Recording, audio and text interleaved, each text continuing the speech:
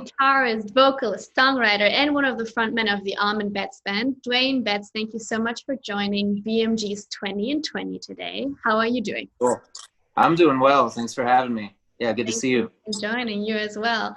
So I'm going to ask you basically 20 rapid fire questions in about 20 minutes. So you can just really answer with the first thing that comes to mind, keep it short and simple, and just answer from your gut. So this is really about just speed, authenticity, and we want your fans to get to know you as a person a little bit better.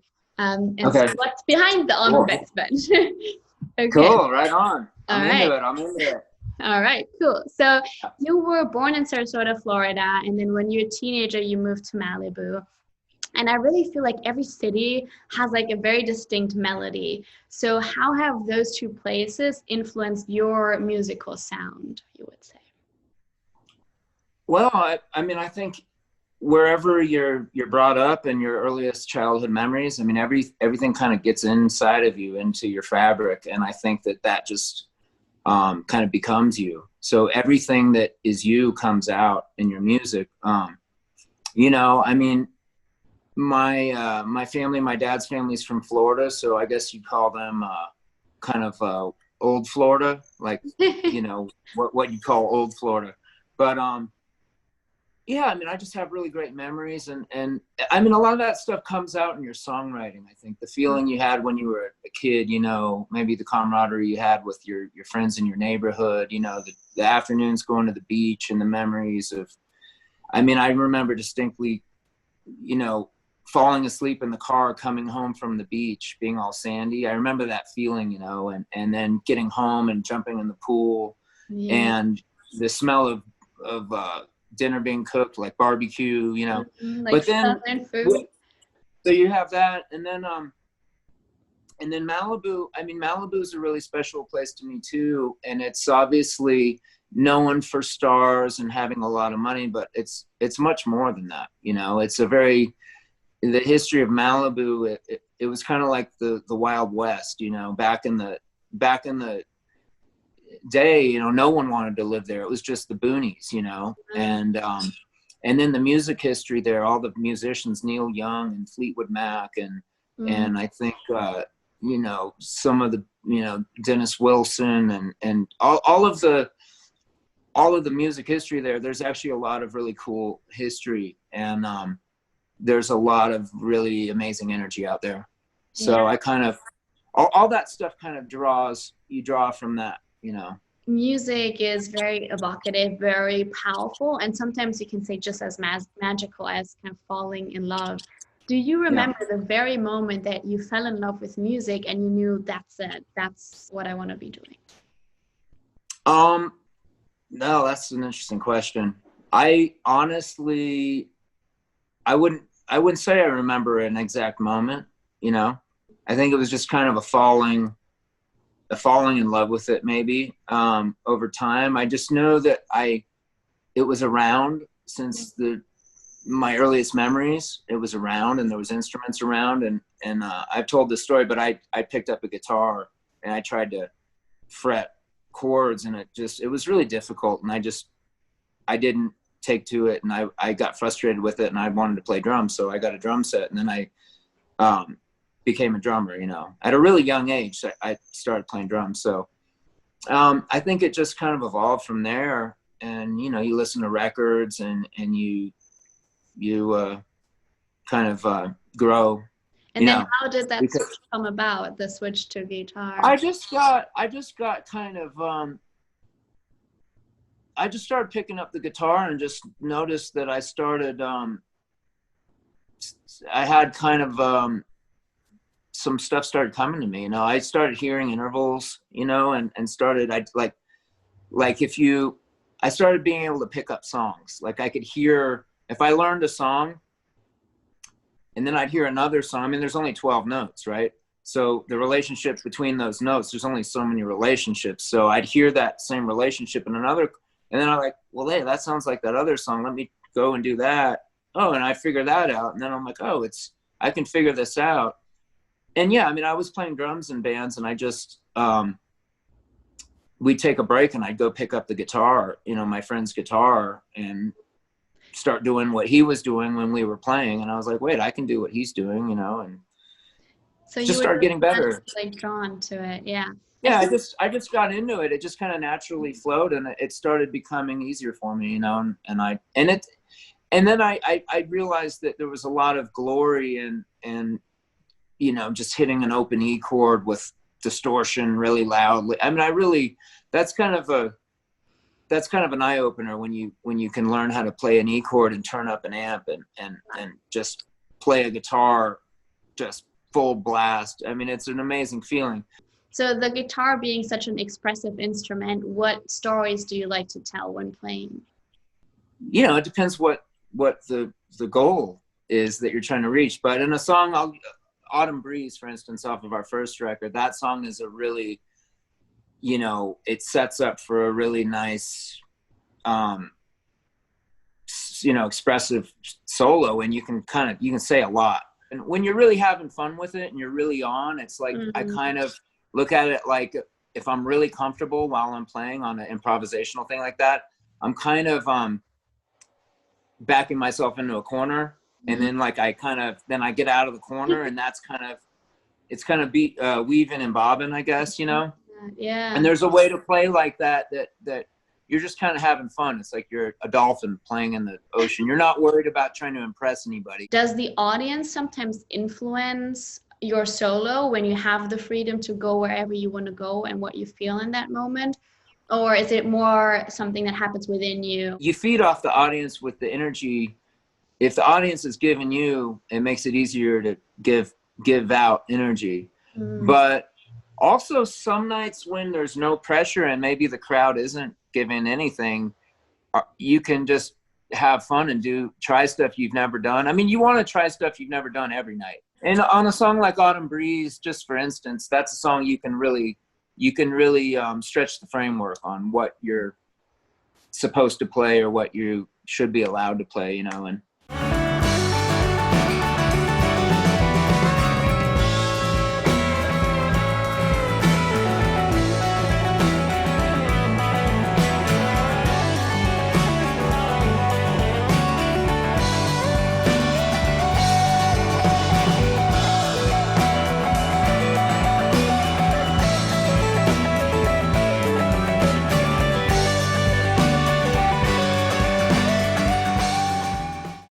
and also test the band too. I think that's really important, to never, on those types of pieces, to never kind of have the solo evolve the same way. The way it kind of I love that because it's so authentic. It's really like it happens in the moment and you just go with it, Yeah. So I want to talk, because you have such an interesting history in the way that you grew up. I want to talk a little bit more about that as well. So you have been homeschooled for a while and you lived in Malibu, and then you went on the road with the Allman Brothers Band and your father.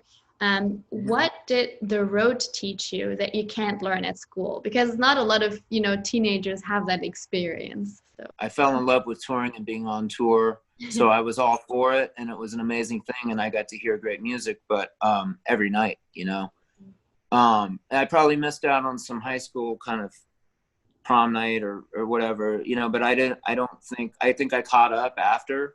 For some of that stuff. I think I kind of caught up pretty quick after, when I was 18 or 19 and I started hanging out with my peers again, But I mean, you learn a lot from being on the road with the Allman Brothers Band. Those old roadie guys will teach you a lot, whether you want to know it or not, if you know what I mean. Those guys. So you learn stuff that you might not want to learn, and then you learn, then you just know what it's like to be in different parts of the country, which is invaluable, Very true, that aspect. And then also, they have old roadies have a lot of wisdom for sure. Yeah. So then you also met Barry Oakley and Devin Allman at the Dreams Tour in 1989, right? And now you're in a band together, which I love how that just like all connected and came back together. But I want to know, is there any characteristic of your friendship that started years and years ago that you feel like is still the same until this day? The three of us, that we were all part of something much bigger. whether we knew each other that well or not, it was like, wow, okay, so you're his son. Wow, our dads have done a lot of stuff together, and like, you know, been a lot of miles together. You know, we're family. I don't even know you really, but you know, you kind of have that feeling. There's this bigger than the sum of the parts thing. You know, maybe I'm not saying it properly. No, like this bond, probably. Like it's like family. Yeah. Totally. And then we got to know each other and you know, see each other here and there. And Barry lived in LA, so I saw him a little more because I was living out there, you know, at the time. And yeah, you know, I mean, we're just friends, you know, family, you know. Family. That sounds really great. Sounds like a good recipe for being in a band together and you know, making it be successful. I mean, look, those guys, Devin and Barry, both are really, really talented, capable guys, you know, and so I just like playing music with friends that are talented, capable guys, you know. So I mean, the fact that our dads were in a band together, that's kind of secondary. I mean, it's not second. I mean, it means a lot to people, to some of the fans, you know, but to us, it's just part of the whole thing, you know. Yeah, that makes a lot of sense. So talking about, you know, being in different bands and all of that, question number 8 is actually a round of word association about your music career. So I'm going to give you basically a word, and you just give me 1, 2, 3 words that you associate with that time of your life and your music career. Are you cool with that? Okay. All right, cool. I'll try, yeah. First one is Backbone 69. One word? You can do 3. I know it's hard. Right, like I'm not a one-word person. Well, I'd say like three adjectives. Or something that comes to mind. It could even be innocence. Like I'd say innocence, fun, and magical. Love that. White Star. I'd say fun. Party and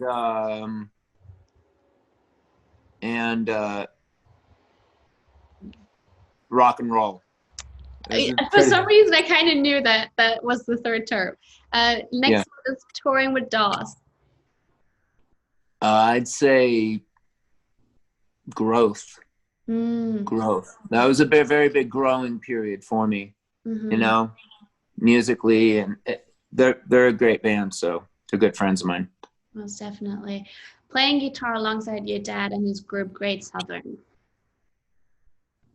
Well, that's family, right? So family, love, you know, infinite love, you know, you have there. Yeah.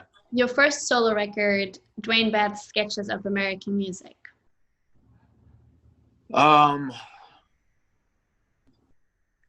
Well, I can't use growth again. That was a really big no, you can. If that's the same word growth, that you have, growth. That was like the second.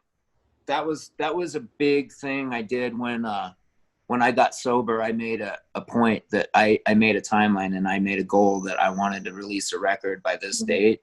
And so that I felt like I had a responsibility. So responsibility. Wow. So I would say responsibility. Yeah. That's huge. Yeah. And then the Allman Betts Band. Redemption. I feel like for me, just for me personally, if you're asking me, I feel like I've finally gotten to where I need to be, you know? So I've redeemed like whatever it was that was holding me back. I feel like now I'm in a place where I'm supposed to be. So yeah, I always feel like, you know, having a band is almost, or being in music is like a relationship, you know, and you have like trials and you go through different ones until you find the place that you feel like you're right and it feels like home. So I love that. Yeah. So next question is, if we would translate all these different chapters that we just talked about into a movie, what would the movie be titled? I know that's a difficult one, but basically the movie of your life.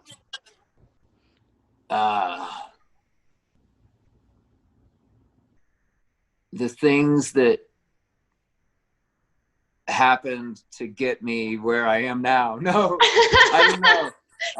We're gonna think on that one, but I know I see where you go. The good, the bad, the ugly, and the indifferent. I don't know. I have no idea what the movie.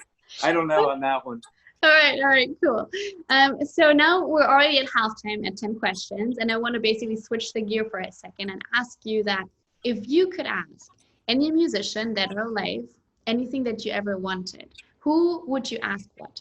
I don't know. I might ask Keith Richards how he came up with what he was doing when he wrote Wild Horses, or I would ask John Coltrane what he was thinking when he was held up and he was coming up with the Love Supreme or something like that. Like what was his goal, because you have your ideas about what you think they're, somebody like that was trying to put across to the people and make the people feel. It's very true, because everyone has their own way of writing music, which is very unique to the person. So I think that'd be interesting to know. Well, it's more like when somebody writes something that's just so goddamn great, how the hell did you write that? Yeah. What were you just walking down the street and it just came to you? I mean, you want to be inspired by that, and you don't want to ever be mad about it. I mean, it's a joke with songwriters. They're like, God, man, I wish that I should have written that, or whatever. Like, people joke around about that. But next question is, what's the best gift you ever received? Love is obviously the answer. Because I've been asked that before, and I remember that's what I said. But if I could think of something else, my dad gave me his necklace. That it's in the cartoon. It's in the video cartoon. Yeah, it's on me. I wear it every night.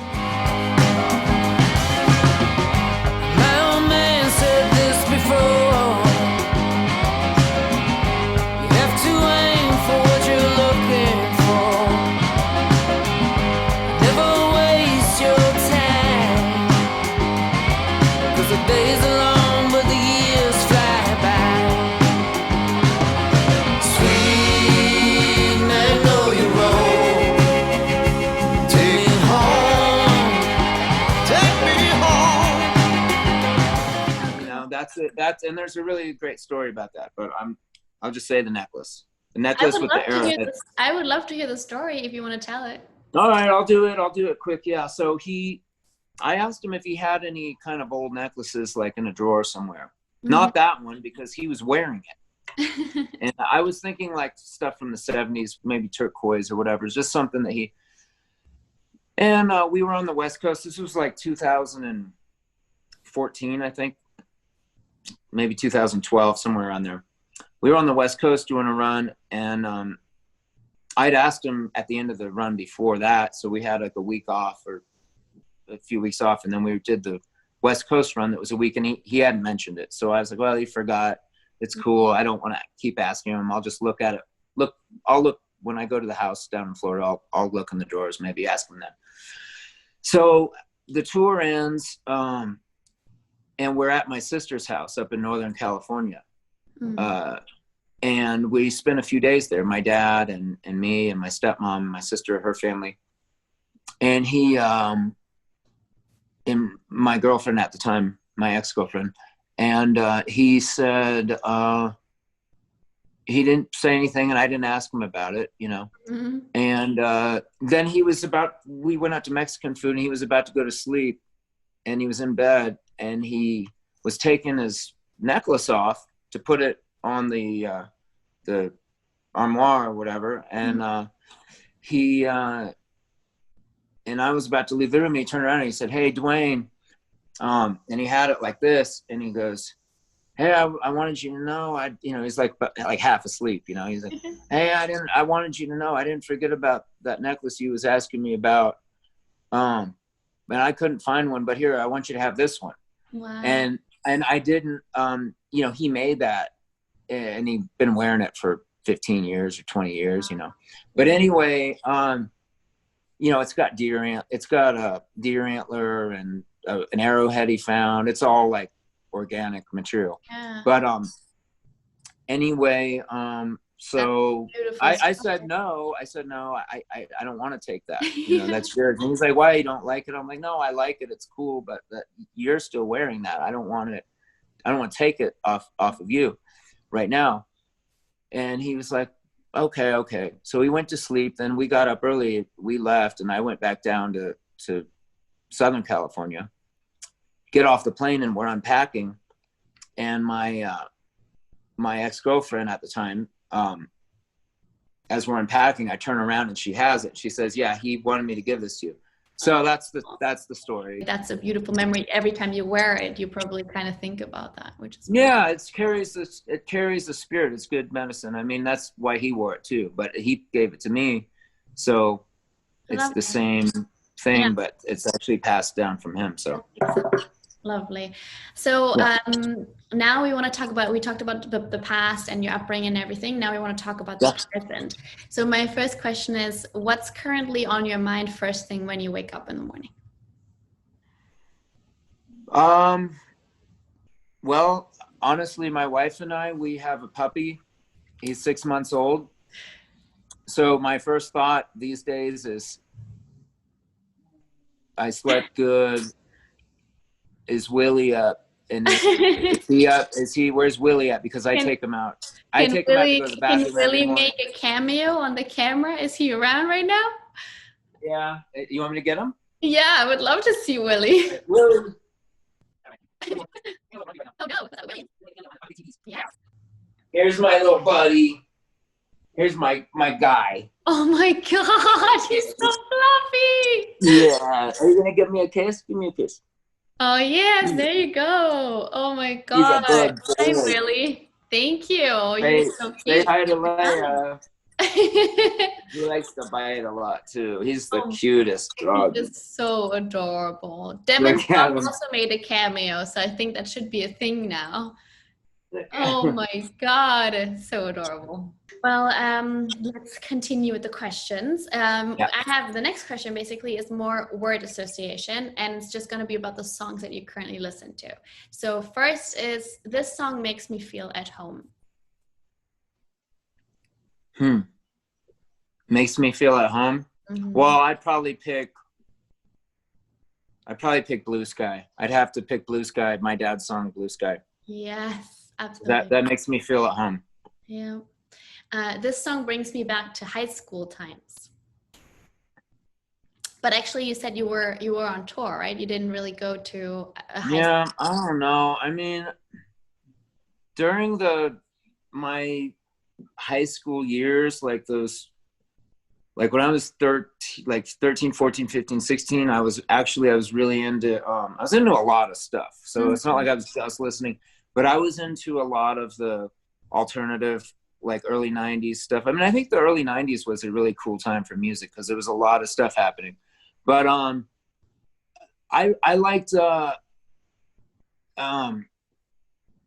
Smashing Pumpkins and Nirvana and stuff like that. I mean, Nirvana, Kurt Cobain is great. But if I had to pick a song, I don't know. I would pick maybe something like, I don't know, Soma from the Smashing Pumpkins. That's a really cool song. Yeah. I just would play guitar to that constantly. So I'll just say that. Just to say something different. And the last one of this question is, I only listen to this song when nobody is around. There's a song I love from Kurt Weill called Baby's Arms. Mm-hmm. Baby's Arms, Kurt Weill. Okay. I love that song. That song kind of speaks to me in a way, and it kind of, there's a line in it about how I forget the exact line, but I get sick of just about everyone, so it's like he wants to be alone. So that's kind of, I kind of relate to that. You know, it's just like, he's just had it. Yeah, a lone wolf. There's only one place he feels safe and whole, in his baby's arms. You know what I mean? Yeah. Yeah, love But that. his baby's arms could be, that's not necessarily a person either, you know? I mean, That's very what's the true. baby's arms, you know? Who knows? That's why I love music, because it's so like personal and you can interpret in Yeah. so many different ways.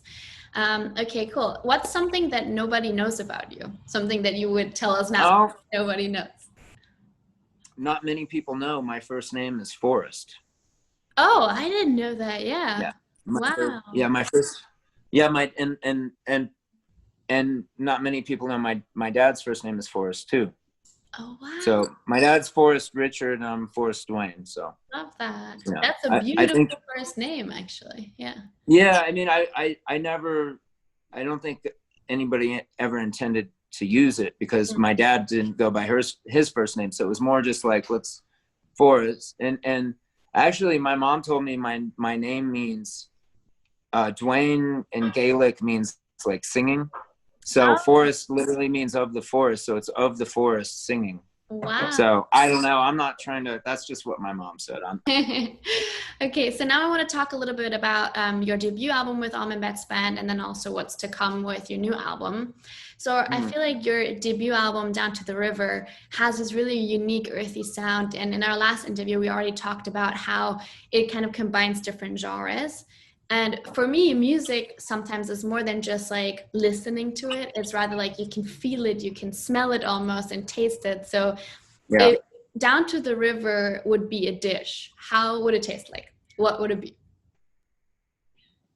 I think it's good. I'd say it was made out of good ingredients, you know, good nutritious ingredients, but it was not,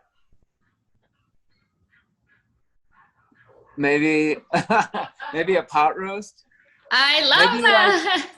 Maybe something kind of down the middle that is just like home cooked, good ingredients, but not like gourmet, like off the chain. You know what I mean? Yeah. I think that when I asked Devin the same question, he said fried chicken.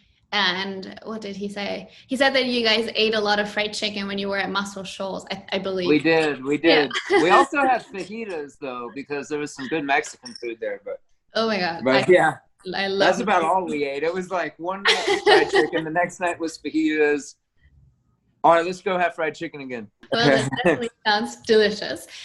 So what ingredients would you say did you switch up for Bless Your Heart? The record is just more, I'd say it's more like that. It's more vast, more sweeping. You know, it's a real wide variety of influences. I think a lot of more so than the first one. You know, the first one was good. It was kind of like kind of up the middle. You know, it had some really, it was a strong effort. But this one, I'm thinking this one's a couple notches up. I mean, I think we might have even skipped a step or two in the process, you know? Yeah. So I'm really proud of it. I'm sure, you know, when you spoke to Devin, he said the same thing. But yeah, if I had to use a dish, I mean, this one's like a elk chop, or like a elk tenderloin, like with a puree, like sweet potato puree with like, you know, I mean, this one's like with beets and like, I had that for dinner last night. I'm in Jackson Hole right now. Yeah. So that's exactly what I had last night. So I'm just using what I had last night. Sounds tasty and gourmet extraordinary. I love it. Do you have a favorite song on the new album? There's a lot of songs that I could say are my favorites. I mean, there's one called Ashes of My Lovers that I think could be one of those favorites, but I'm just proud of everybody. Everybody killed it on the record. Mm-hmm. Proud of everybody. Yeah. I mean, I have several favorites. I mean, but if you want me to pick one, I mean, that one I'll say is my favorite. Say I got a wild heart, can't be tamed by love. So you do your best, my dear, but it ain't enough. What's a motto or phrase that you live by? Just to not maybe with time goes by whether you want it to or not. So if you're in a horrible position, it's going to end.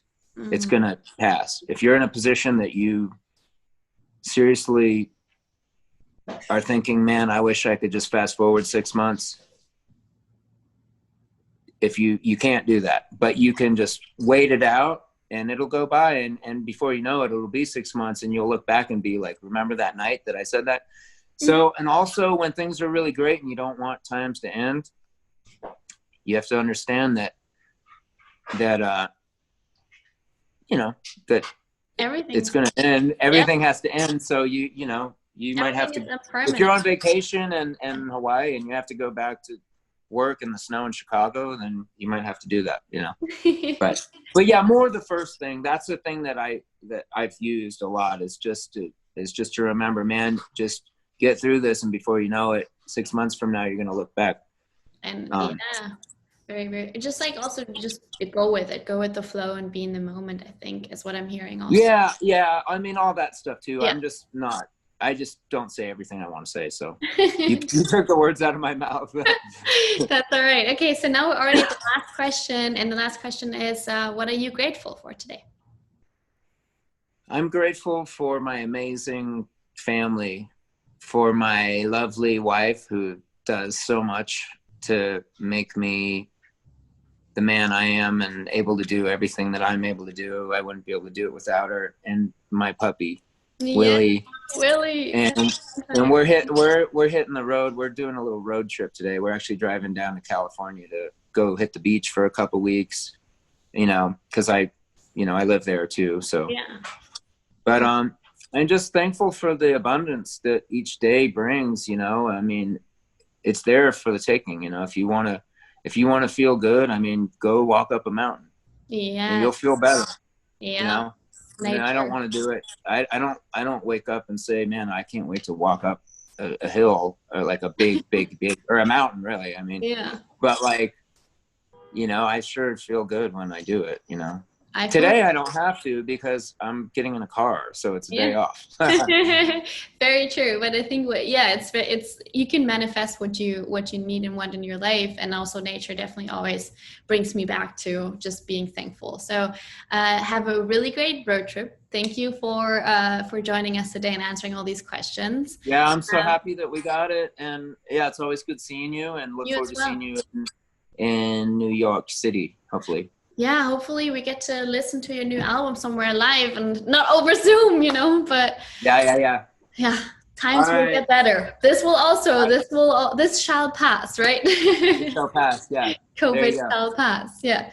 All right, cool. Have a good day. Let go and let God. Let go and let God. Exactly. Say hi to Willie and your wife and have a safe trip.